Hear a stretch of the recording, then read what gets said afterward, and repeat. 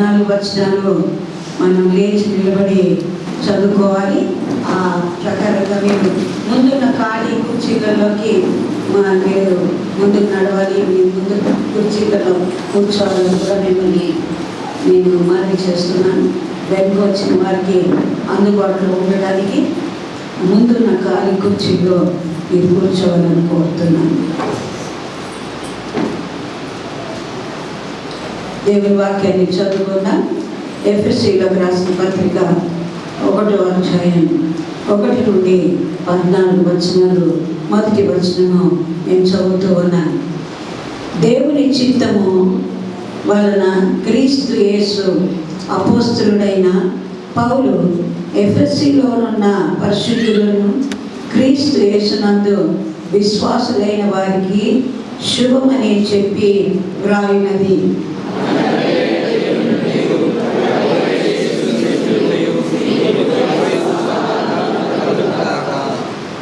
మన ప్రభు అయిన యేసుక్రీస్తు యొక్క తండ్రి యొక్క దేవుడు స్తుతింపబడును గాక. ఆయన క్రీస్తునందు పరలోక విషయములలో ఆత్మ సంబంధమైన ప్రతి ఆశీర్వాదమును మనకు అనుగ్రహించును.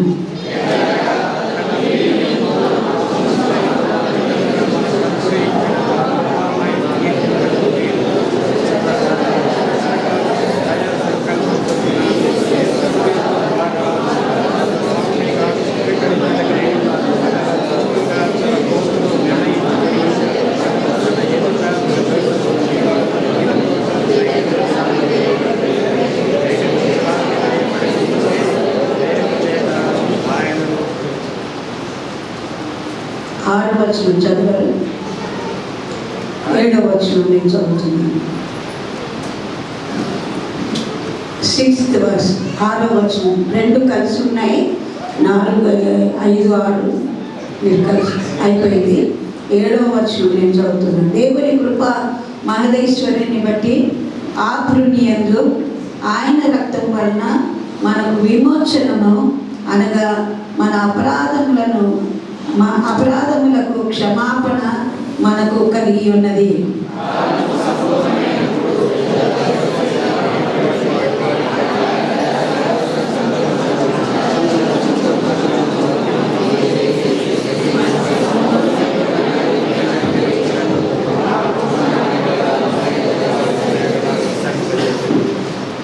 తొమ్మిదవ వచనం, 10వ వచనం. ఈ సందర్భమును బట్టి పరలోకంలో ఉన్నవే కానీ భూమి మీద ఉన్నవే కానీ సమస్తమును క్రీస్తునందు ఏకముగా సమకూర్చవలనని తనలో తాను నిర్ణయించుకొనెను.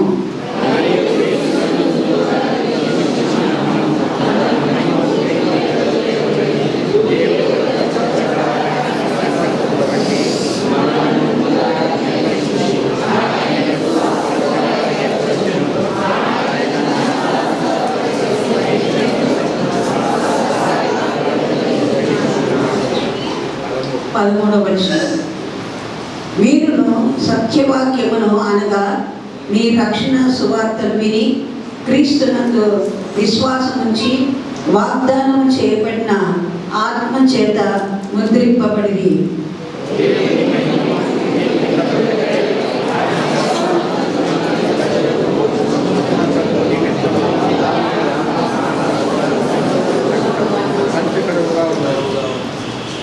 దేవుని పరిశుద్ధ వాక్యమును మన ఆత్మీయ మేలు నిమిత్తమే దీవించునుగాక. మరి ఒకసారి 3వ వచనం అందరము కలిసి చదువుకుందాం. మన యొక్క సందేశానికి మూల వాక్యం 3వ వచనం. మన ప్రభు అయిన యేసుక్రీస్తు యొక్క తండ్రి యొక్క దేవుడు స్తుతింపబడునుగాక. ఆయన క్రీస్తునందు పరలోక విషయములలో ఆత్మ సంబంధమైన ప్రతి ఆశీర్వాదమును మనకు అనుగ్రహించాను. చిన్న ప్రార్థన చేసుకుందాం. ఎవరి చేసుకోండి. దేవుడు మనతో మాట్లాడినట్లుగా. పరిశుద్ధమైన దేవానికి స్తోత్రాలు. పరిశుద్ధ గ్రంథంలో నుండి ఈ వాక్యాన్ని చదువుకున్నాం ప్రభా. ఈ వాక్యంలో ఉన్నటువంటి నాయన తండ్రి ప్రభా మాటలు మేము విన్నప్పుడు మాలో మేము బలం పొందుకొని ఆత్మలో బలం పొందుకొని తండ్రి ఆ ప్రకారంగా మేము జీవించడానికి ప్రభా మమ్మల్ని హెచ్చరించండి, మమ్మల్ని బలపరచండి, మమ్మల్ని ధైర్యపరచమని ప్రార్థిస్తున్నాం తండ్రి. నన్ను మీ సేవ చోటన మరుగుపరుచుకొని తండ్రి ప్రభా నీ మాటలు చెప్పుటకు ప్రభా నన్ను సిద్ధపరిచి నీ ఆత్మ చేత నీ వాక్యం చేత ప్రభా నన్ను మరొకసారి ఆయన అభిషేకించమని ప్రార్థిస్తున్నాం. ఆయన మా నోటి మాటలు మా హృదయ ధ్యానము మీ దృష్టికి అంగీకారం లగినట్లుగా చేయండి.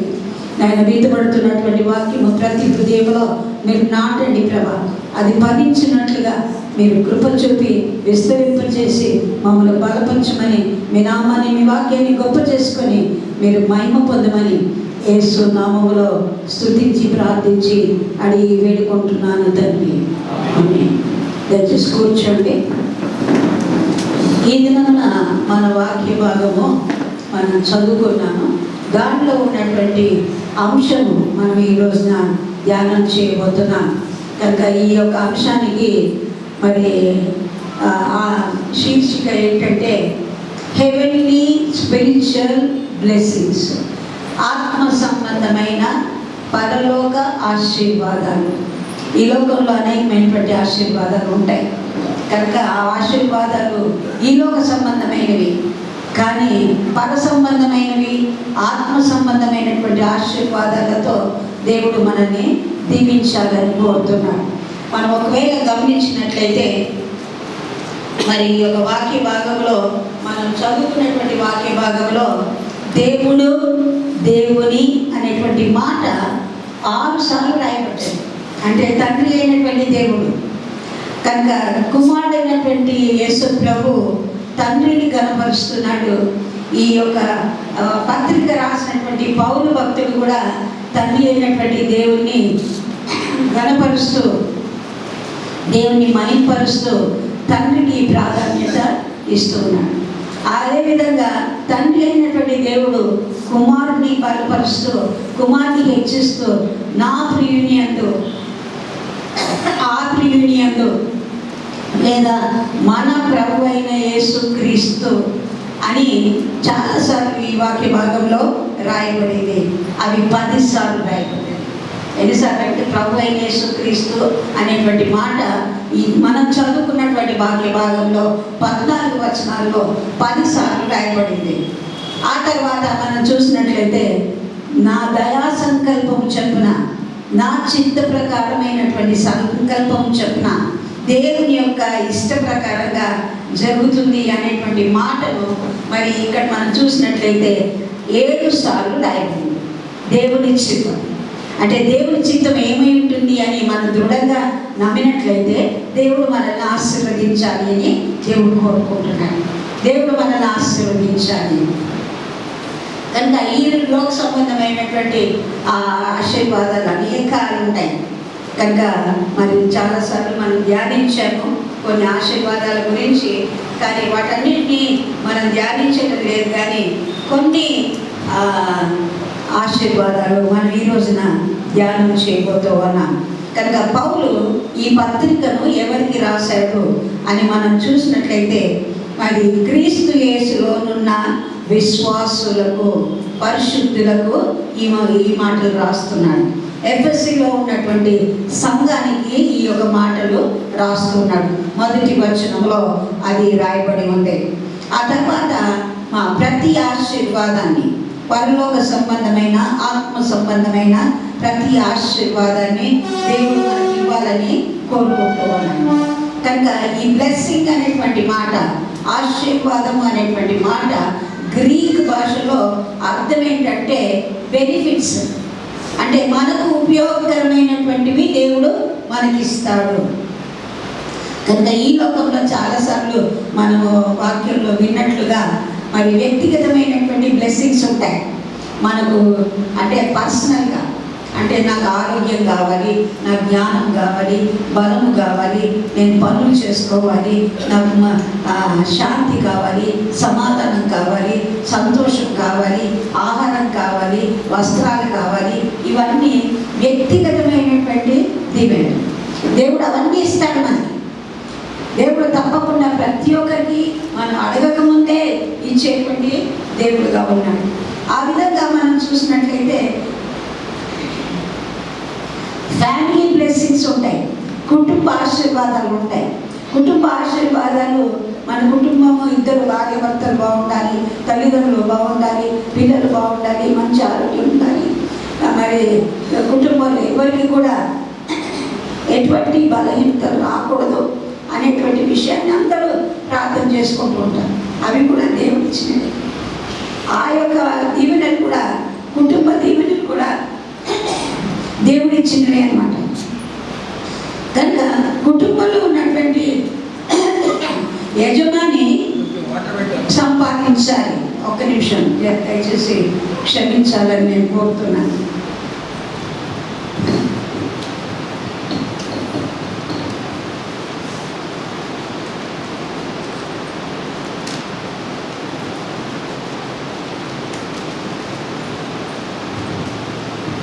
కుటుంబ ఆశీర్వాదాలలో ముఖ్యంగా తండ్రి యజమానుడుగా ఉండి కుటుంబాన్నంతా ఏలుకోవాలి, కష్టపడాలి, ఉద్యోగం చేయాలి, సంపాదించాలి, భార్యకు పిల్లలకి కావాల్సినవన్నీ కూడా సమకూర్చాలి, ఆహారము, వస్త్రము, వారికి కావాల్సినటువంటి మరి విద్య అభ్యాసాలు చేయించాలి, వారి పెళ్ళిళ్ళు చేయాలి.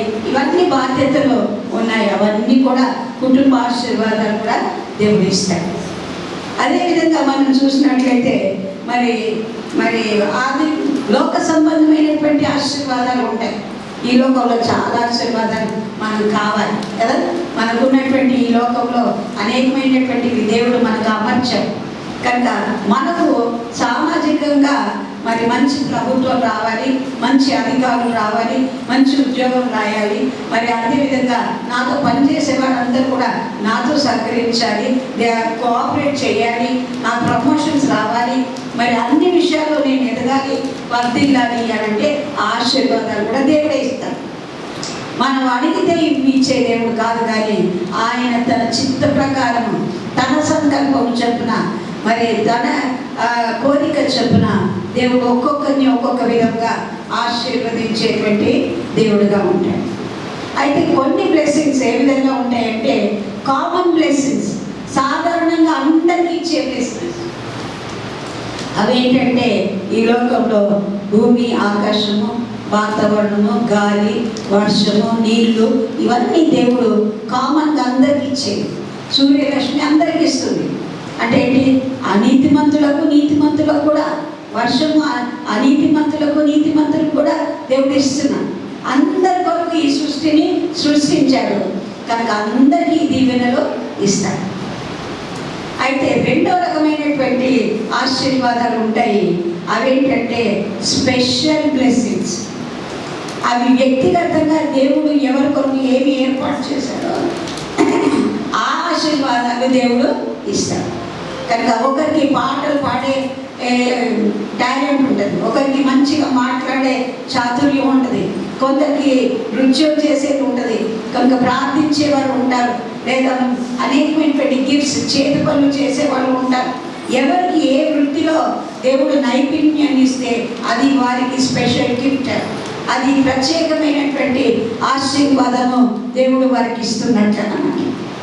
కనుక ఆ తర్వాత మనం చూసేది ఏంటంటే పరలోక సంబంధమైనటువంటి, ఆత్మ సంబంధమైనటువంటి ఆశీర్వాదం. కనుక ఈ రోజున మనము మంచి స్నేహితుడుగా ఉండాలి. మరి స్నేహితుల దినోత్సవంగా ఈ రోజున మనం పాటిస్తున్నాం. కనుక మనం అనేక సార్లు మన స్నేహితులకు విషెస్ పంపుతూ ఉంటాం కదా. హ్యావ్ గుడ్ హెల్త్, మరి జాయ్ఫుల్గా ఉండండి, హ్యాపీగా ఉండండి, మంచి వెల్త్, మరి ఆశీర్వాదం మీకు కావాలి, మరి పీస్ ఆఫ్ మైండ్ కావాలి, సంతోషం కావాలి అనేకమైనటువంటి ఆ విషెస్ మనం పెడుతూ ఉంటాం. Because we love them. మనము వాళ్ళని ప్రేమిస్తున్నాం కనుక వాళ్ళను మనము విష్ చేయాలి, వాళ్ళని దీవించాలి అని కోరుకుంటున్నాం. కనుక మనమైతే మనం ఏ విధంగా బ్లెస్సింగ్స్ పొందుకుంటున్నామంటే మంచి స్నేహితుడు అంటే ఈరోజు ఈ లోకంలో మనతో స్నేహం చేసేవారి కంటే కూడా యేసు ప్రభు మంచి స్నేహితుడై ఉన్నాడు. కనుక ఆయన అనేకమైనటువంటి ప్లెంటీ ఆఫ్ బ్లెస్సింగ్స్ మన కొరకు ఆయన దాచి ఉంచున్నాడు. కనుక ఆయన బ్లెస్సింగ్స్ ఇచ్చే కార్నర్లో ఉన్నాడు. అంటే ఒక చివర యేసు ప్రభు ఉన్నాడు. ఆయన ఇక్కడ నుండి దేవుడు మనకి ఆశీర్వాదాలు ఇస్తాడు. మనమైతే బ్లెస్సింగ్స్ రిసీవ్ చేసుకునే స్వీకరించేటువంటి స్థానంలో మనం ఉన్నాము. కనుక God is the giver of all blessings. దేవుడు అన్ని రకాలైనటువంటి బ్లెస్సింగ్స్ దేవుడు మనకు ఇవ్వాలని కోరుకుంటూ ఉంటాడు. కనుక మొట్టమొదటిగా మనం చూసినట్లయితే అక్కడ చెప్తున్నటువంటి మాట మీరు గమనించి ఉంటారు.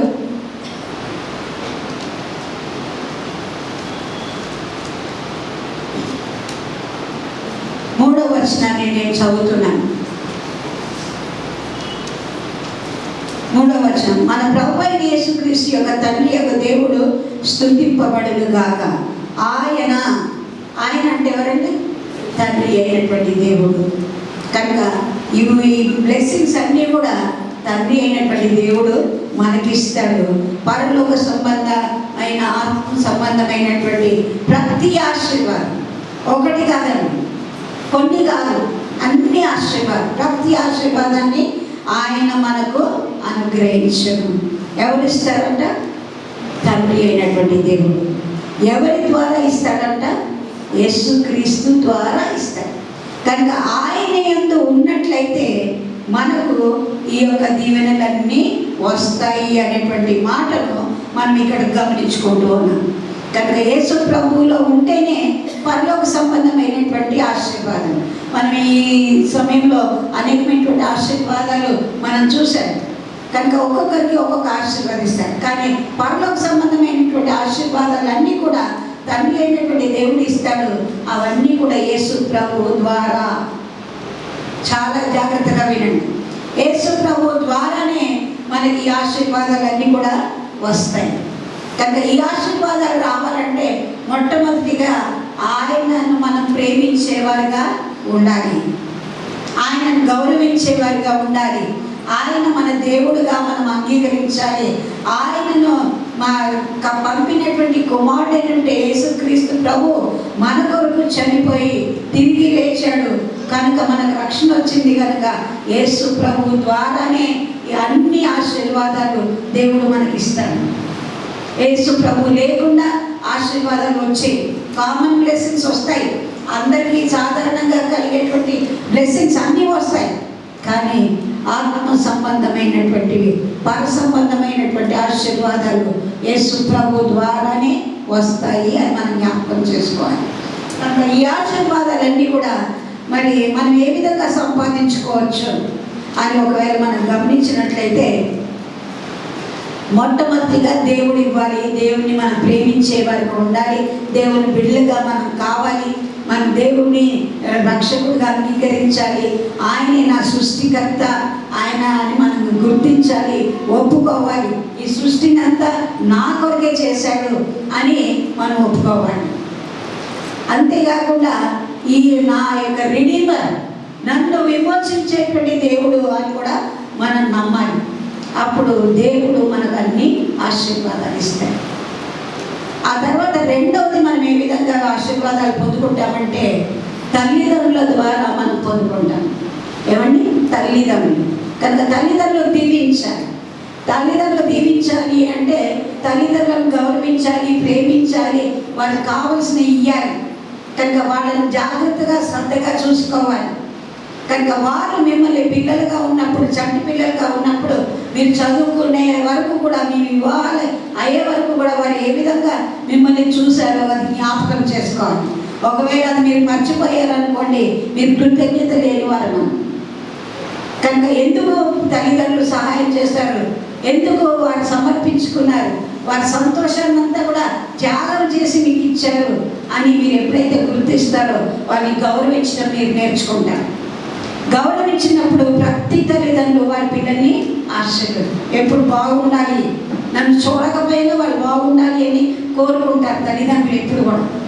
కనుక తల్లిదండ్రుల ద్వారా మనకు దీవెనలు వస్తాయి.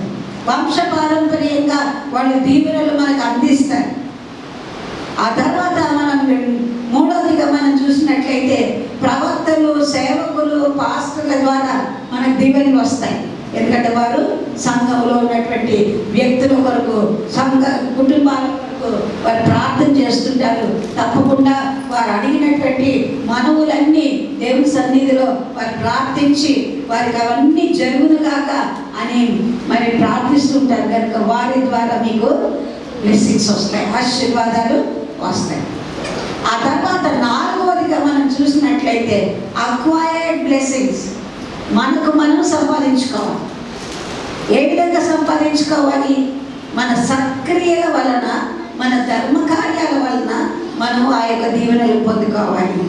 కనుక దేవుడు చెప్తున్నటువంటి మాట, గిన్నెడు చన్నీళ్ళు ఇస్తే దాని ప్రతిఫలాన్ని దేవుడు మర్చిపోయే దేవుడు కాదు, దానికి కూడా ప్రతిఫలాన్ని ఇస్తాడు. కనుక ఆ మంచినీళ్ళు మనం తయారు చేసామా? మనం ఎక్కడైనా ఏదైనా కష్టపడి బావులు తవ్వి మరి బకెట్ చేదుకొని ఆ నీళ్ళు ఇస్తున్నామా? ఉచితంగా వచ్చినటువంటి నీళ్ళు ఇవ్వటానికి కూడా దేవుడు దాన్ని గుర్తిస్తాడు, దాన్ని ప్రతిఫలం ఇస్తాడు. ఇంకా అనేకమైనటువంటి ధర్మకార్యాలు ఉన్నాయి. ఒకరికొకరు ప్రార్థన చేయడం, ఒకరికి సహాయం చేయడం, ఆర్థికంగా సహాయం చేయడము, మాట సహాయం చేయడం, ఆదరించడం, ఓదార్చడం, ధైర్యపరచడం, లేని వారికి ఇవ్వటము, అన్న వస్త్రములు ఇవ్వటము, వారికి డబ్బులు ఇచ్చి సహాయం చేయడం, ఇవన్నీ కూడా మరి మనం చేసేటువంటి క్రియలను బట్టి తిరిగి దేవుడు మనకు ప్రతిఫలాన్ని ఆశీర్వాదాలుగా ఇస్తాడు. ఇవన్నీ మనం ఎప్పుడు పొందుకుంటామండి? ఈ లోకంలో ఉండగానే. అంటే ఇవన్నీ సంపాదించుకోవాలి. ఈ ఆశీర్వాదాలన్నీ ఈ లోకం సంబంధమైనటువంటి ఆశీర్వాదాలకి మనము సంపాదించుకుంటున్నాం అన్నమాట. ఆ తర్వాత మనం చూసినట్లయితే ఎలా ఇస్తాడు అనేటువంటి మాటను మనం జ్ఞాపకం చేసుకున్నాం. ఎలా ఇస్తాడు? యేసు ప్రభు ద్వారానే. యేసు ప్రభు ద్వారా. తండ్రి అయినటువంటి దేవుడు, మరి తండ్రి అయిన దేవుడు కుమారుని మనం గణపరిచినప్పుడు, కుమారుడు చేసినటువంటి ఆ శిలువ కార్యాన్ని మనం గౌరవించి అంగీకరించినప్పుడు, రక్షకుడుగా అంగీకరించినప్పుడు, మరి ఆయన మనల్ని ప్రేమించి మనకు దీవెనలు ఇస్తాడు. కనుక తండ్రి అయినటువంటి దేవుడిని మనం ఎన్నో అడుగుతాం, రక్షణ పొందుకోకుండా అడుగుతాం. ఆ దేవుడు నాకు ఇది చేశాడు, అది చేశాడు అని మనం అనుకుంటాం. కానీ ఆ దీవెనలన్నీ కూడా యేసు ప్రభు లేకుండా మనము పొందలేము. తాత్కాలికమైనటువంటి దీవెనలుగా నిలిచిపోతాయి. కనుక దేవుడు క్రీస్తు యేసునందు మాత్రమే, క్రీస్తు ద్వారానే మనకు ప్రతి ఆశీర్వాదాన్ని ఉండాలి. కనుక ఈ యొక్క ఆశీర్వాదం మనకు కావాలి అంటే మనం ఎవరితో సహవాసం కలిగి ఉండాలి? యేసు ప్రభుతో సహవాసం కలిగి. ఏ విధంగా సహవాసం కలిగి ఉంటాము అని మనం ఒకవేళ ప్రశ్నించుకున్నట్లయితే ఆయన వాక్యాన్ని మనము చదవాలి, ఆయనను అంగీకరించాలి, శిలువలో చేసిన కార్యాన్ని మనం గౌరవించి, ప్రభు నా కొరకు చనిపోయావు కనుక నీ రక్తంలో నా పాపాలు కడుగు ప్రభు అని మనం ఎప్పుడైతే ఆయన దగ్గరకు వస్తామో, ఆ శిలువ దగ్గరకు వస్తామో, ఆయన రక్తంలో కడగబడతామో, అప్పుడు యేసు ప్రభు మనల్ని దీవిస్తాడు, తండ్రికి మొరపెట్టుకుంటాడు. అందుకని మనం ఏం చేస్తున్నాము? మన ప్రార్థనలన్నీ కూడా డైరెక్ట్గా తండ్రి అయినటువంటి దేవునికి మనము చెప్పట్లేదు. యేసుక్రీస్తు ద్వారా మనం అడుగుచున్నాము తండ్రి అని మనం ముగిస్తున్నాం. అంటే మన ప్రార్థనలు కూడా మరి యేసు ప్రభు ద్వారానే అంగీకరించబడతాయి. కానీ ఎప్పుడైతే మనం రక్షించబడతామో మన హృదయంలో దేవుని యొక్క ఆత్మ, యేసు ప్రభు యొక్క ఆత్మ ఉండి ఆయన మన పక్షంగా వ్యాఖ్యమాడుతూ విజ్ఞాపన చేసే దేవుడుగా ఉంటాడు మన హృదయంలో. యేసు ప్రభు చనిపోయి తిరిగి లేచిన తర్వాత పరలోకంలోకి ఆరోహణ అయిన తర్వాత తండ్రి కుడి పార్శ్వన కూర్చొని అక్కడ కూడా మన కొరకు ఆయన విజ్ఞాపనము చేస్తాడు. అక్కడికి వెళ్ళిన తర్వాత కూడా మనం ఇక్కడ ఉన్నా కూడా ఆయన మన కొరకు ప్రార్థన. ఎందుకు మనం ఈ సంఘంలో 40 మంది ఉంటే 40 మంది పేర్లు మనకు తెలియదు, అందరి కొరకు మనం ప్రార్థన చేయాలి. కానీ దేవునికి మాత్రం యేసు ప్రభువు మాత్రం అందరూ తెలుసు, అందరి కొరకు ఆయన ప్రార్థన చేస్తాం. అందరికీ కాపుదల కావాలని, క్షేమం కావాలని, సమాధానం కావాలని, సంతోషం కావాలని, అన్ని ఈవులను ఇవ్వాలని ప్రతి ఒక్కరి గురించి ఆయన శ్రద్ధ కలిగి ఉన్నాడు. కనుక ఆయన ద్వారానే మనకు ఆ యొక్క దీవెనలు వస్తాయి. కనుక ఆయనతో మన రిలేషన్షిప్ ఏంటి? మనం యేసు ప్రభుతో ఎటువంటి సంబంధాన్ని కలిగి ఉన్నాం? నా దేవుడు, నా రక్షకుడు, నా విమోచకుడు, నా కాపరి, నా కొరకు ప్రాణం పెట్టినటువంటి నా స్నేహితుడు అని నువ్వు అనుకుంటేనే ఆయన నిన్ను ఆశీర్వదిస్తాడు. ఆ తర్వాత మనం చూసినట్లయితే ఆయన ఎందుకొరకు మనల్ని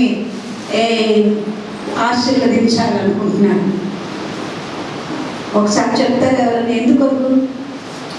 మనం పరిశుద్ధులుగా ఉండటానికి. మనం చదువుకున్నటువంటి వాక్య భాగంలో ఉన్నటువంటి విషయాలు నా 5-6 వచనాలు కలిసి ఉన్నాయి.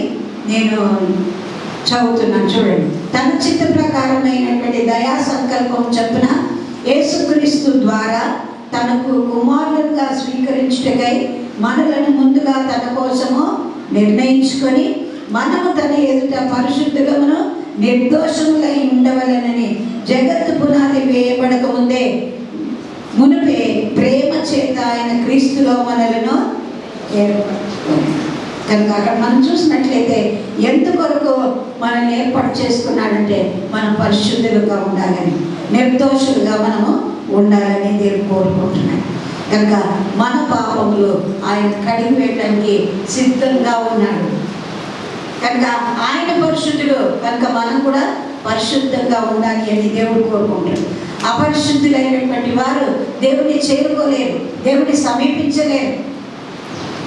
కనుక మనం చాలాసార్లు చూసినట్లయితే మనము ఒక ఆయస్కాంతాన్ని తీసుకుంటే మరి ఇనుప ముక్కలు ఎన్ని కూడా ఏ విధంగా మరి ఆకర్షించబడతాయో, మనము దేవుని ప్రేమించి రక్షణ పొందుకొని మన పాపాల గురించి మనం పశ్చాత్తాపడి ఒప్పుకొని విడిచిపెట్టినట్లయితే మనము యేసు ప్రభు చేత ఆకర్షింపబడతాము. అది జ్ఞాపకం పెట్టుకోవాలి. మనకై మనం వస్తే మనం ఎప్పుడైనా ఆయన నుండి వేరైపోవచ్చు, కానీ ఆయన మనల్ని తన కోసం, మనల్ని ఆయన కోసం ఏర్పాటు చేసుకుంటాం. కనుక మనం ఆయనలో ఉండాలని కోరుకుంటున్నాం. ఎప్పుడు మన కొరకు ఈ విధంగా ఏర్పాటు చేసుకున్నాడు? జగత్తు పునాది వేయబడక ముందే. ఎప్పుడండి? మనం పుట్టక ముందే, మనం ఈ లోకానికి రాకముందే ఆయన మనల్ని ఏర్పాటు చేసుకున్నాడు. కనుక మనం అందరము ఒకసారి గమనించినట్లయితే మనం డైరీస్ రాసుకుంటారు కదండి. అంటే అందరూ రాయాలనుకోండి, కొందరు రాస్తారు ఏ రోజు ఏం జరుగుతుంది. పెద్ద ఆఫీస్లో పనిచేసే వాళ్ళైతే, మరి పెద్ద పెద్ద అధికారంలో ఉన్న వాళ్ళైతే రోజు చేసే పనులు లేదా రేపు చేసే పనులన్నీ కూడా వాళ్ళు డైరీలో రాసుకుంటారు. ఈ లోక సంబంధమైనటువంటి డైరీలో ఏ పనులు చేస్తాం, ఎక్కడికి వెళ్ళాలి, ఎప్పుడు రావాలి, ఏ పని ఏ సమయంలో చేయాలి అని వాళ్ళ డైరీలో రాసుకుంటారు. కానీ దేవుని బిడ్డల యొక్క డైరీ దేవుడు ముందుగానే జగత్తు పునాది వేయబడక ముందే మన డైరీ అంతా ఆయన రాశారు. హల్లెలూయా! నమ్ముతారా? అది నమ్మాలి. మన డైరీ అంతా ఆయన రాసి పెట్టాడు. ఆయన చేతిలో, మన చేతిలో ఏం లేదు. మనం వ్యక్తిగతంగా ఏది పొందుకోవాలనుకున్నా అది మన చేతిలో లేదు. ఆయన ఇస్తేనే మనం తీసుకోవాలి. ఆయన ఆశీర్వదిస్తేనే ఆశీర్వాదాలు మనకు వస్తాయి. కనుక ఎందుకు మనల్ని ఆయన ఏర్పాటు చేసుకున్నాడు, ఎందుకు ఆశీర్వాదాలు ఇవ్వాలనుకున్నాడంటే ఆయన మనల్ని పరిశుద్ధపరచాలని దేవుడు కోరుకుంటున్నాడు. ఎందుకంటే ఈ లోకంలో మనం జీవించే కాలము అశాశ్వతమైనది, కొద్ది కాలమే. మనం యాత్రికులమే, మనం ప్రయాణికులమే. కొద్ది కాలమైన తర్వాత మనం ఈ లోక యాత్రను ముగించుకొని వెళ్ళవలసి ఉంది. ఎక్కడికి వెళ్ళాలి? పరిశుద్ధమైనటువంటి ఒక స్థలం ఉంది. అక్కడ పరిశుద్ధుడైనటువంటి దేవుడు ఉంటాడు, కుమారుడు ఉంటాడు. కనుక ఆ పరిశుద్ధ స్థానికి మనం వెళ్ళాలంటే మనం ఈ లోకంలో ఉండగానే పరిశుద్ధంగా జీవించాలి. కనుక పరిశుద్ధులుగా ఉండటానికి ఆయన నిన్ను ఆశీర్వదించాలి. ఆయన కొరకు నిర్దోషంగా మనం ఉండాలని ఆయన మన యొక్క ప్రతి పాపాన్ని క్షమించడానికి ఆయన సిద్ధంగా ఉన్నాడు. ఆయన దయాళుడు, క్షమించుటకు సిద్ధమైన మనసు కలవాడు. ఆత్మలో కపటము లేనివాడు ధన్యుడు, అతిక్రమముల కొరకు పరిహారం నొందినవాడు ధన్యుడు. కనుక ఆ విధంగా నిర్దోషి అని ఎంచబడిన వాడు ధన్యుడు. కనుక దేవుని చేత మన నిర్దోషి అని ఎంచబడాలి. కొన్నిసార్లు మనమే చెప్పుకుంటాం కదా, నాలో ఏ పాపం లేదు, నేను ఏ తప్పు చేయను, నేను అందరికంటే నీతిమంతుడిని అని అనుకుంటాను. ఒకవేళ మనుషులు చెప్పవచ్చు, ఈయన చాలా మంచివాడండి, ఈమె చాలా మంచిదని చెప్పొచ్చు. వాళ్ళ మాటలు కూడా నమ్మలేము. ఎందుకంటే మనం వెనకాల ఏం మాట్లాడుతుందో తెలియదు.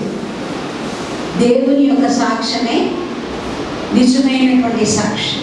మన గురించి ఆయన ఏం చెప్తాడో it will be a surprise for us. అది చాలా మనకు తెలియనటువంటి విషయాలు దేవుని దగ్గర మనం వింటాం. మన గురించి ఆయన చెప్తే అవి మనం తప్పులు అనుకోం, పాపాలు అనుకోం. కానీ దేవునికి ఏ విధంగా మనల్ని జడ్జి చేయాలో ఆయనకు తెలుసు. కాబట్టి ఆయన మన డైరీ రాస్తాడు, రాసి ఉంచాడు. కనుక ఆ ప్రకారంగా మనం జీవిస్తున్నాం. ఒకవేళ ఆయన ప్రకారంగా, ఆ డైరీ ప్రకారంగా మనం జీవించట్లేదు అంటే మనం దారి తప్పిపోయామన్నమాట. మన ఈ లోకానుసారమైనటువంటి జీవితంలో పడిపోయామన్నమాట.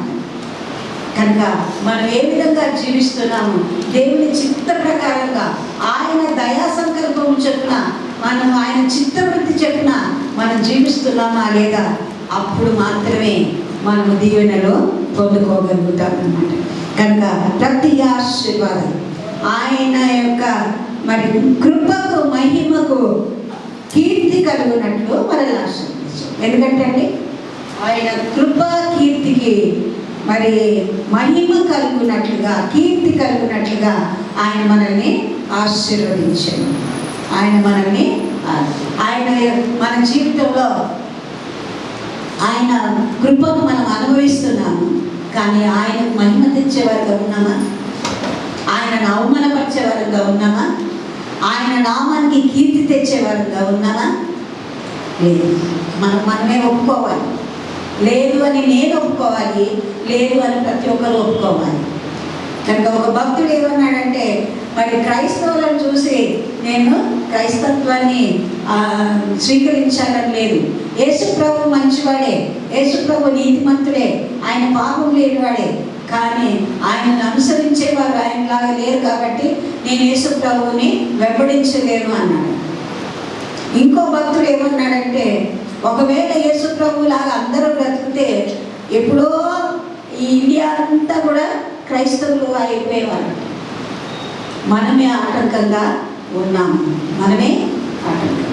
కనుక దేవుని ఆశీర్వాదాలు మనం పొందుకోవాలి అంటే అక్కడ చెప్తున్నటువంటి మాట ఏంటంటే క్రీస్తునందు.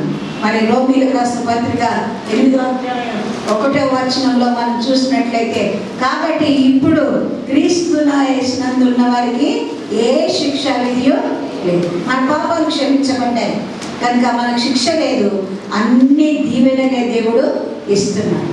కనుక మనం పశ్చాత్తాపడాలి. మనలో తప్పు లేదు అని అనుకోకూడదు, నాలో అబద్ధం లేదు అనుకోకూడదు, నాలో వేషధారణ లేదు అనుకోకూడదు. అన్నీ ఉన్నాయి అని అనుకోవాలి. అన్నీ ఉన్నాయి అని దేవుని దగ్గర మనము ఒప్పుకోవాలి.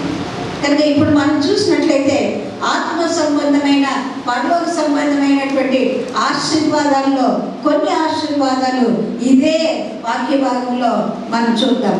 మనకు మొట్టమొదటిగా ఇచ్చింది ఏంటంటే మనకు విమోచన, రక్షణ, మనకు పాపములకు క్షమాపణ. ఏమిచ్చాడండి?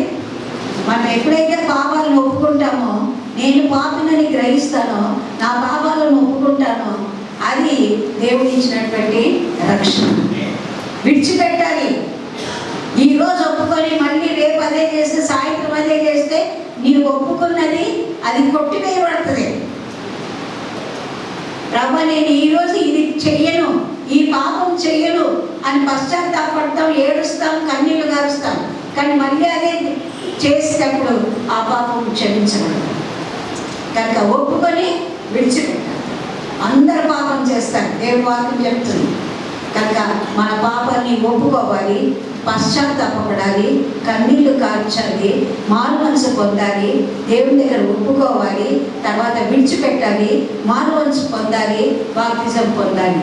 రక్షణలో ఉన్నటువంటి ఇవన్నీ కూడా మన జీవితంలో వ్యక్తిగతంగా జరగాలి.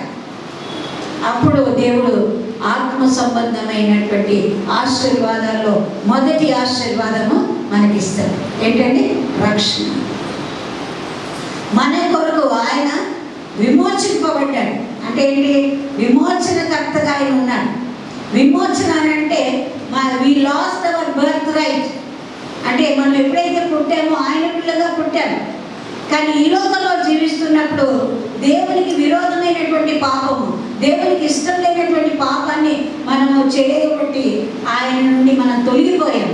కనుక వి లాస్ట్ అవర్ బర్త్ రైట్, మన జన్మ హక్కును, ఆయన బిడ్డగా ఉండటానికి ఆ జన్మ హక్కును పోగొట్టుకున్న తర్వాత ఏం చేశాడంటే యేసు ప్రభువు సిలువలో మరణించి ఆ రక్తం ద్వారా ఆ యొక్క పాపాలకు ఆ క్రయధనాన్ని చెల్లించి మనల్ని మళ్ళీ విమోచించుకున్నాడు, మళ్ళీ వెల చెల్లించాడు. అది రిడెంప్షన్. కనుక ఒక బానిసను ఒక వ్యక్తి కొనుక్కోవాలి అంటే ముందు ఆయనకు వెండియో బంగారమో ఇవ్వాలి, అప్పుడు దాన్ని విమోచించుకోవాలి. ఇప్పుడు మనం ఆ సాతాను యొక్క బంధకాల్లో ఉన్నాము కనుక ఆ సాతాను బంధకాల్లో నుండి విడిపించాలి మనల్ని అంటే వెండి బంగారాలు పనికిరాలేదు, ఏ జంతువు ఏ రక్తం పనికిరాలేదు. ఆయన తన రక్తం ఇచ్చి క్రయధనంగా దాన్ని చెల్లించి మనల్ని మళ్ళీ విమోచించుకున్నాడు, మళ్ళీ రక్షించుకున్నాడు. అది విమోచన. Again we become his children. ఆయన పిల్లలవుటకు మనకు అధికారం ఇచ్చాడు. యోహాను సువార్త 1:12 మనం చూసినట్లయితే తను ఎందరూ అంగీకరించడం వారందరికీ దేవుని పిల్లలవుటకు ఆయన అధికారం ఇచ్చాడు. ఆయన అధికారం ఇచ్చాడంట. కనుక ఆ అధికారము ఏ విధంగా ఇచ్చాడు? మనమైతే అన్యులము, మరి యూదులు మాత్రమే ఆయన పిల్లలుగా ఎంచుకున్నాడు. కనుక మనమందరం నశించిపోయేవారు. కనుక యూదులతో పాటు మనకు సహవారసత్వం ఇవ్వాలంటే ఆయన మన కొరకు చనిపోవలసి వచ్చింది. కనుక ఆయన మనల్ని ఏర్పరచుకున్నాడు. ఏం చేసుకున్నాడండి? తన కొరకు ఏర్పాటు చేసుకున్నాడు, తన కొరకు నిర్ణయించుకున్నాడు, తన బిడ్డలుగా ఉండటానికి ఆయన ఇచ్చాడు అన్నమాట. కనుక ఎందుకు మనల్ని ఆయన ఏర్పరచుకున్నాడు అంటే ఆయన మన వలన ఆయన ఈ లోకంలో మహిమపరచబడాలి, ఆ సువార్త ప్రకటించబడాలి, లేదా ఆయన గురించి మనం చెప్పుకోవాలి, మనల్ని పరిశుద్ధులుగా మరి నిర్దోషులుగా మరి గ్రేట్లెస్గా ఉంచాలని ఆయన కోరుకున్నాడు. ప్రేమ చేత మనల్ని రక్షించుకున్నాడు. కనుక కుమారుడుగా ఉన్నటువంటి మనము మరి చూసినట్లయితే రోమపత్రికలో ఒక మాట రాయబడింది. రోమీలకు రాసిన పత్రిక మనం చూస్తే 8వ అధ్యాయం 14, 16, 15, 16 వచనాల్లో మనం చూసినట్లయితే ఒకసారి నేను ఈ వాక్యాన్ని త్వరగా చదువుతాను. వారసత్వాన్ని మనకి ఇచ్చాడు. దేవుని ఆత్మ చేత ఎందరు నడిపింపబడదురో వారందరూ దేవుని కుమారులై ఉందురు. ఏదైనగా మనము భయపడుటకు మీరు దాస్యపు ఆత్మను పొందలేదు కానీ దత్తపుత్రాత్మను పొందితిరి. ఆత్మ కలిగిన వారమై మనము అబ్బా తండ్రి అని మొరపెట్టుచున్నాము. మనము దేవుని పిల్లలమని ఆత్మ తానే మన ఆత్మతో చెప్పుచున్నాం. కనుక మనం దత్తపుత్రాత్మను పొందుకున్నాం. ఆయన మనల్ని దత్తత తీసుకున్నాడు. ఎవరి స్వాధీనంలో ఉన్నాం? మనము అపవాది స్వాధీనంలో ఉన్నాం కనుక మనల్ని దత్తత తీసుకున్నాం. కనుక దేవుని కుమారుడై ఉందన్న కనుక మనం భయపడకుండా ఆ యొక్క ఆత్మ చేత ఆ యొక్క దత్తపుత్రాత్మను మనము ఆయన పిల్లలుగా మనము నియమించబడ్డాం. ఆయన మనల్ని ఎన్నుకున్నాడు ఆయన కుమారులుగా ఉండటానికి. అందుకనే మనం ఈ రోజున మనం అబ్బా తండ్రి అని మొరపెట్టుకునేటువంటి ఆ కుమారుని ఆత్మ మన హృదయంలో ఉంచాం. కనుక మన తండ్రి అని పిలవడానికి మనం యోగ్యులం కాదు, అన్యులుగా ఉన్నాం. అన్యులు ఇప్పుడు మన గురించి ఏమంటున్నారు? ఆయన మీ దేవుడు కాబట్టి మీరు తండ్రి అని పిలుస్తారు. కనుక మేము ఆ దేవుడిని తండ్రి అని పిలువము. మనకు ఆయన తండ్రి కాబట్టి మనం అబ్బా తండ్రి అని మొదలుపెట్టుకుంటూ ఆయన విజ్ఞాపన చేస్తున్నాం. కనుక మునుపు మనం ఏ విధంగా ఉన్నాము అంటే 1 పేతురు పత్రిక 1వ అధ్యాయం 1 పేతురు 2వ అధ్యాయం 9-10 వచనాల్లో ఈ విధంగా వ్రాయబడింది. అయితే మీరు చీకట్లో నుండి ఆశ్చర్యకరమైన తన వెలుగులోనికి మిమ్మలను పిలిచిన వారి గుణాతిశయములను ప్రచురము చేయి నిమిత్తము ఏర్పరచబడిన వంశమును, రాజులైన యాజక సమూహమును, పరిశుద్ధ జనమును, దేవుని సొత్తైన ప్రజలనై ఉన్నారు. ఒకప్పుడు ప్రజగా ఉండగా ఇప్పుడు దేవుని ప్రజలు. రక్షణ పొందుకున్న తర్వాత దేవుని పిల్లలమయ్యాము. దేవుడు మనల్ని దత్తత తీసుకున్నాడు. ఆయన ప్రజలమై ఉన్నాము. ఆయన ప్రజలమై ఉన్నాము కనుక ఆయన మన ప్రతి ఆశీర్వాదాన్ని ఇవ్వడానికి సిద్ధంగా ఉన్నాడు. ఏర్పరచబడ్డ వంశం. ఇప్పుడు మనం ఏ వంశం అండి? ఈ లోకంలో అనేకమైనటువంటి ఉన్నాయి కదా, అవన్నీ నేను చెప్పాను. కానీ నేను క్రీస్తు బిడ్డను. My cast is Yesu Prabhu, nationality is Christianity. ఆ క్రీస్తును వంశంలో నేను పుట్టాను అని మనం చెప్పుకోవాలి. కనుక ఆ ఏర్పరచబడిన వంశంలో ఉన్న నేను యాజకులుగాను మరి రాజులుగాను మనం చేశాడు. పరిశుద్ధ జనముగాను ఆయన సొత్తైన ప్రజలుగా ఆయన చేశాడు. కనుక ఆయన ప్రజలుగా మనం ఈ లోకంలో మనం జీవిస్తున్నాం. కనుక మనం ఏర్పాటు చేసుకున్నాడు. మనం ఏర్పాటు చేసుకున్నటువంటి ఏర్పాటులో మనం ఏం చేయాలి? ఆయనకు సాక్షులుగా ఉండాలి, ఆయనను ఆరాధించాలి, ఆయన చేసిన మేలుకు ఆశీర్వాదాలకి మనం కృతజ్ఞతలు తెలుపుకోవాలి, ఆయన ప్రేమను మనము వెల్లడి చేయాలి. యేసు ప్రభు గాడ్ ఈజ్ లవ్ అని చెప్తారు కదా, ఆయన ప్రేమను మనము వెల్లడి చేయాలి. ఆ తర్వాత రక్షణ పొందుకున్న తర్వాత దత్తపుత్రులుగా మనల్ని చేసుకొని మనం ఏర్పాటు చేసుకున్న తర్వాత మనకి ఏమి ఇచ్చాడంటే క్షమాపణ ఇచ్చాడు, మనల్ని క్షమించాడు. ఆ దయాళుడు క్షమించడానికి సిద్ధమైన మనసు కదా. ఎటువంటి పాపమైన భయంకరమైనటువంటి ఘోరమైనటువంటి పాపమైనా కూడా ఆయన మనల్ని క్షమిస్తాడు. కనుక యోహాను మొదటి పత్రిక 1:7 ప్రకారంగా యేసు రక్తము మనల్ని పవిత్రులుగా చేయాలి. కనుక మనల్ని క్షమిస్తాడు ఆయన. మన 9 మన ప్రతి పాపాన్ని క్షమిస్తాడు అని రాయబడింది. కనుక ఆ విధంగా ఆయన యొద్ద మనకు క్షమాపణ ఉన్నది. ఆయన యొద్ద మనం క్షమించబడుతున్నాం. ఆయన మనల్ని విమోచించుకున్నాడు. ఆ తర్వాత ఆయన మనల్ని నీతిమంతులుగా తీర్చాడు. విశ్వాసము ద్వారానే మీరు నీతిమంతులుగా తీర్చబడతారు. కనుక ఎప్పుడైతే రక్షణ పొందామో మనం నీతిమంతులుగా ఆయన నీతిని మనకు ధరింపచేశాడు. కనుక నీతిమంతులుగా ఉన్న మా వారే పరలోక రాజ్యంలోనికి వెళ్తారు. కనుక ఆ విధంగా ఆయన మనల్ని పరిశుద్ధపరుస్తూ వస్తున్నాడు. ఏ విధంగా పరిశుద్ధపరుస్తాడండి? దేవుని వాక్యం చేయాలి. ఆ దేవుని వాక్యాన్ని మనం చదువుతున్నప్పుడు మన బలహీనతలు మనం తెలుసుకోవాలి. మనం చాలాసార్లు చదువుతున్నప్పుడు మన ఆ వాక్యము మనకు వర్తించుకోకుండా ఇతరులకు వీళ్ళు శుద్ధీకరించబడాలి, వీళ్ళు బాగుపడాలి, వీళ్ళు పాపం చేస్తున్నారు, వాళ్ళ క్షమాపణ కావాలి, వాళ్ళు శుద్ధీకరించబడాలి అని ఇతరుల పొరపాటు. ఫస్ట్ ఆ వాక్యం నేను పరీక్షించుకోవాలి. నేనే విధంగా ఉన్నానో పరీక్షించుకోవాలి. ఎప్పుడైనా కూడా సాల్వేషన్ ఈజ్ ఇండివిజువల్, పర్సనల్. కనుక ఎవరికి వారే పరీక్షించుకొని మరి ఆ యొక్క పాపాన్ని వదిలిపెట్టి నీతిమంతులుగా దేవుని చేత ఆయన ఎందు విశ్వాసం ఉంచడం ద్వారా మనం నీతిమంతులుగా తీర్చబడ్డాం. ఆయన ఎందు విశ్వాసం ఉంచడం వలన మనము మరి పరిశుద్ధులుగా తీర్చబడ్డాం. కనుక నిషిద్ధమైనది ఏది కూడా పరలోకానికి చేరదు. కనుక ఇక్కడనే మనము పరిశుద్ధపరచబడాలి. దాని కొరకు మనము పోరాడాలి, దాని కొరకు ప్రయత్నం చేయాలి.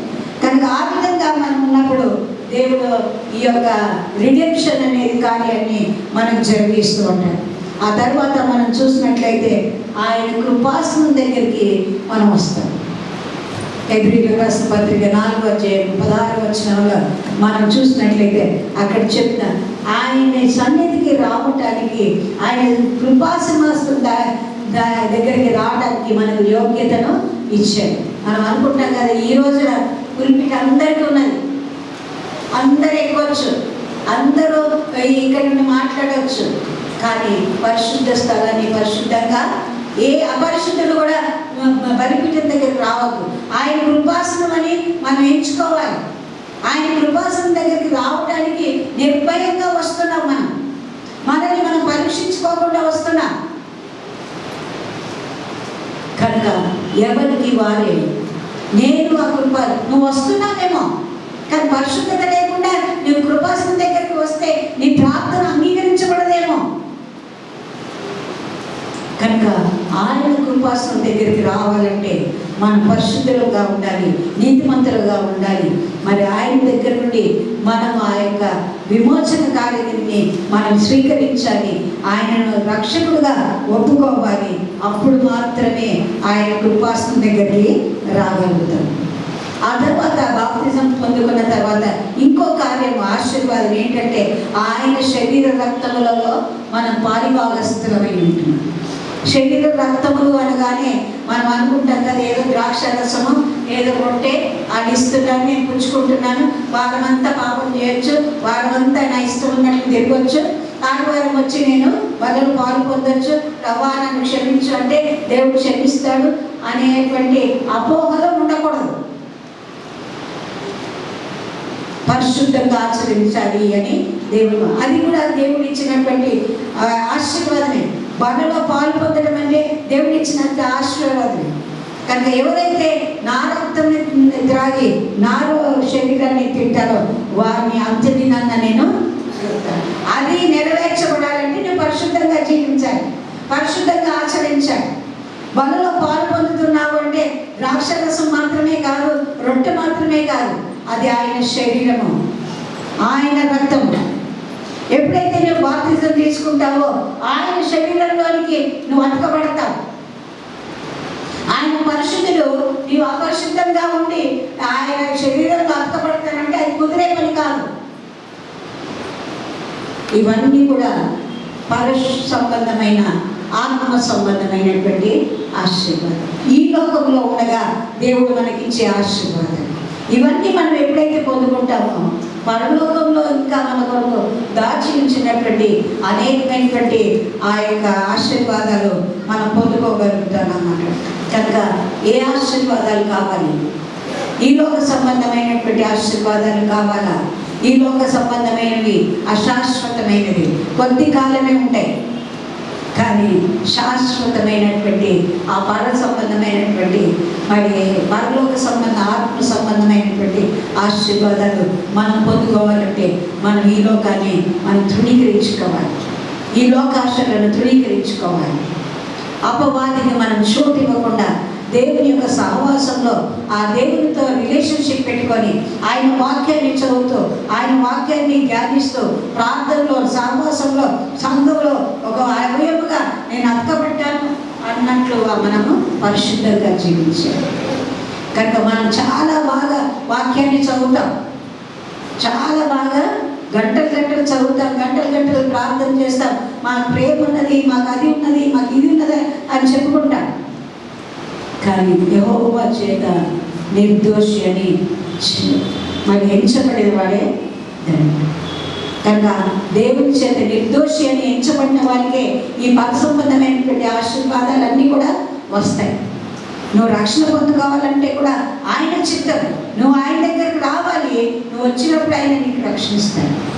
అందరూ రక్షింపబడును గాక అని శిలువలో 7 మాటలకు బదులుగా ఒక్క మాట చెప్పి ఉంటే అందరూ రక్షించబడే వాళ్ళే. ఎందుకు చేయలేదు యేసుప్రభు ఆ విధంగా? నువ్వు రావాలి, నీకు ఆసక్తి కావాలి, నేను నశించిపోవద్దు, నేను అపవాది క్రిందికి రావద్దు, నేను నరకంలోకి వెళ్ళకూడదు. ఆ ఆశీర్వాదాలన్నీ దేవుని దగ్గర నుండి ఆత్మ సంబంధమైన ఆశీర్వాదాలు నేను పొందుకోవాలని నీకు ఆసక్తి ఉంటే నువ్వు పరిశుద్ధంగా జీవించడానికి ఇష్టపడతావు. కనుక ఎన్ని సహవాసాలకు వెళ్ళినా, ఎంత ప్రార్థన చేసినా, ఎంత వాక్యం చదువుకున్నా నీ హృదయ విశుద్ధి లేకపోతే నువ్వు ఈ ఆశీర్వాదాలు పొందుకోలేవు. కనుక ఈ రోజున మంచి స్నేహితులుగా ఆయన నిన్ను ఆశీర్వదించాలనుకుంటున్నాడు. పర సంబంధమైనటువంటి ఆశీర్వాదం ఇవన్నీ నేను ఇస్తాను, మీరు అడగక ముందే ఇస్తాను, మీరు ఊహించక ముందే ఇస్తాను. వీటి కొరకు మీరు ప్రయాసపడద్దు, పైన వాటిని మీరు చూడండి. పైన ఉన్న వాటి కొరకే, ఆశీర్వాదాల కొరకే మీరు ప్రయాసపడండి. కనుక వేటి కొరకు ఈ రోజున మనము ప్రయాసపడుతున్నాం. ఈ లోకంలో అన్నీ సంపాదించుకోవాలనుకుంటాం, కానీ దేవుని సంపాదించుకుందాం, పరలోకాన్ని సంపాదించుకుందాం, అక్కడ నాకు ఒక సీట్ ఉండాలి, అక్కడ నాకు ఒక నివాసం ఉండాలని మనకు ఆలోచన లేదు. కనుక మనము పరసంబంధమైనటువంటి ఆత్మ సంబంధమైన ఆశీర్వాదాలు మనం పొందుకోవాలంటే క్రీస్తులో ఉండాలి, క్రీస్తులో ప్రేమలో ఉండాలి, క్రీస్తు అనుగ్రహించినటువంటి ఆ రక్షణలోనికి రావాలి, ఆ విమోచనలోనికి రావాలి, నన్ను కొనుక్కోవాలి. దేవుడు నా కొరకు ఆ రక్తాన్ని ఇచ్చాడు, నన్ను కొనుక్కున్నాడు కనుక నేను ఆయన బిడ్డను అని గుర్తించాను. నా ఇష్టానుసారంగా నేను జీవిస్తాను, సండే చర్చికి వస్తే మాత్రం ఆయన బిడ్డను, మిగతా టైం అప్పుడు ఆయన లోక సంబంధమైనటువంటి బిడ్డను అని అనుకోవడానికి వీలు లేదు. డ్యూయల్ నేచర్ అంటే రెండు తత్వాలు కలిగి మనం జీవించలేము, అది ఎప్పటికైనా బయటపడుతుంది. కనుక మనం ఏ విధంగా దేవుని దృష్టిలో ఆయన ప్రేమ చేత మన నిర్దోషులుగా ఎంచబడి ఆ రక్షణ పొందుకొని, రక్షణ భాగ్యములు ఇవన్నీ మనం పొందుకొని ఆయన ద్వారానే మనము ఈ ఆశీర్వాదాలన్నీ పొందుకోగలమని నేను హెచ్చరిస్తూ నేను ఈ మాటలు ముగిస్తున్నాను.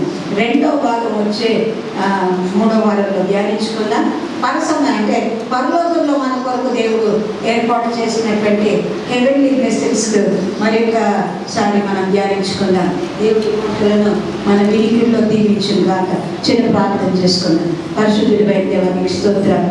ఈ వాక్యాన్ని మీరు తల్లి ప్రతి హృదయంలో మీరు ఆయన నాటండి, చేయండి, మీరు నీరు పోయండి, నారు పోయండి ఆయన తల్లి. వాటిని కాయండి ప్రభా, వాటిని ఫలింపచేయండి ప్రభా.